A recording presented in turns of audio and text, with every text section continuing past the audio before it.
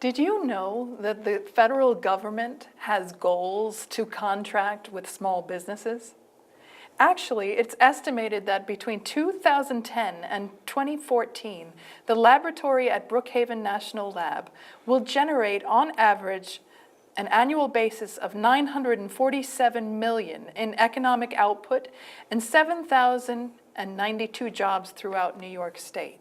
And that's on top of how they contract with small businesses.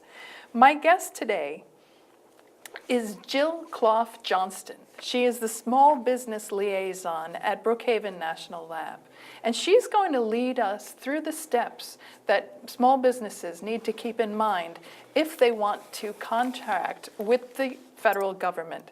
It doesn't only have to be Brookhaven Labs, but let's start there. Hi, Jill. Hi, Christine. Thank you so much for having me on your show. Oh, sure, Jill. You've helped so many small businesses on Long Island. So what is the first thing a small business should keep in mind? First thing I would say would be do your homework. Do your homework, and then do your homework. Wow. They have to identify if they are a small business, and you can do that through their NAICS code, which is the North American Industrial Classification Code, and the appropriate size standard for that code. Every industry in the United States has a NAICS code. It's a book like about this thick of codes. And that will tell you if you're a small business, either by the number of employees, is either 100 or 500, depending on your code, or the dollar values in revenue. Once you decide you are a small business, then you pick a category that you might fall into, and there are 6 of those. Small business, woman-owned, small disadvantaged business, hub zone, which is historically underutilized business, and that's determined by the U.S. Census, a veteran-owned business, or a service-disabled veteran-owned business. So just to let my viewers know, Jill is going to run through a series of technical procedures. Now, it'll be your job after this show to email Jill or to look on the onyourwatch.com website. And there you will find this tip sheet. And that tip sheet will let you know exactly the steps that you need to know and the websites that you need to go to, as well as who will help you. So you'll notice Jill's email address on her title as we speak. Okay, so why was this created? I mean, why does the government want to do business with a small business as opposed to a large one? Well, the small businesses are the engine that drives the country. That's been stated by many politicians, and it's a true statement. In order to level the playing field with a large business, that's why the small businesses are sometimes given set-asides, or they have goals, as we stated before, for small business.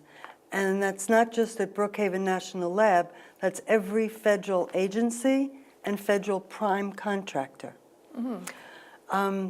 The whole reason for it is, or the reason for my department, the Small Business Program, is federal law states that any contract that is given to a subcontractor, and if it's over $650,000 or $1.5 million for construction, that company that won that award has to submit to the agency or the prime contractor what's called a subcontracting plan. In that plan, they have to state how many small, minority, women-owned, veteran, hub zone, and service-disabled veterans they're going to use in the performance of that contract.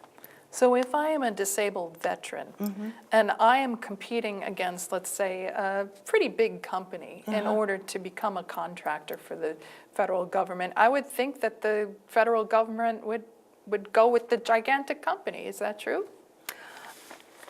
Not always, no. If, let's just assume that everything was equal, price, delivery, quality was all equal, and the buyer would probably make the award to the service-disabled veteran. Wow. Okay. Yep. All right, so that's. But that's when everything is equal. Okay, and that's in their advantage then? Yes. Okay, so what else should we keep in mind? Well, you should register in a lot of the databases. Register in the Central Contractor Register, or CCR, which is now, now changing to another system that's supposed to consolidate everything in the federal government.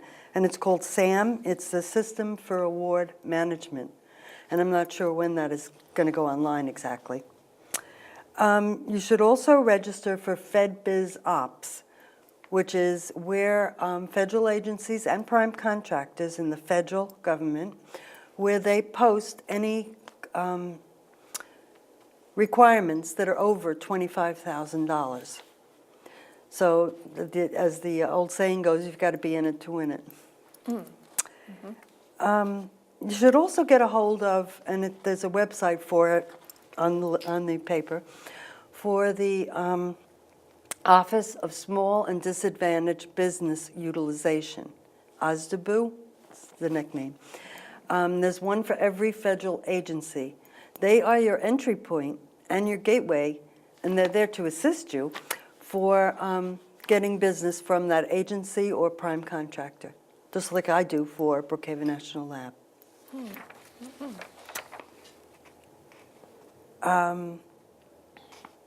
What should people keep on their materials that they submit?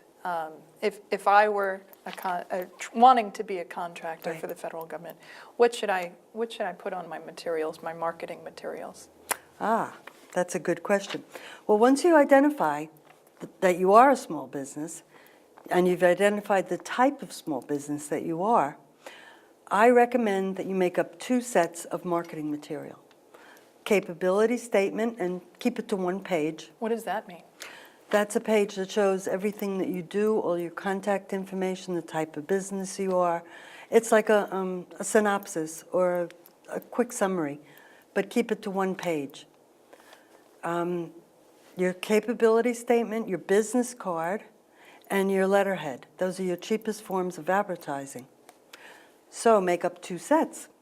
1 set for government that has that you're a small, woman-owned, veteran-owned business, and make up another one for a commercial that does not have it, because you don't want them to really know that you're a small business. Let them assume that you're not. But on the government card, you want government buyers to know that you're a small business.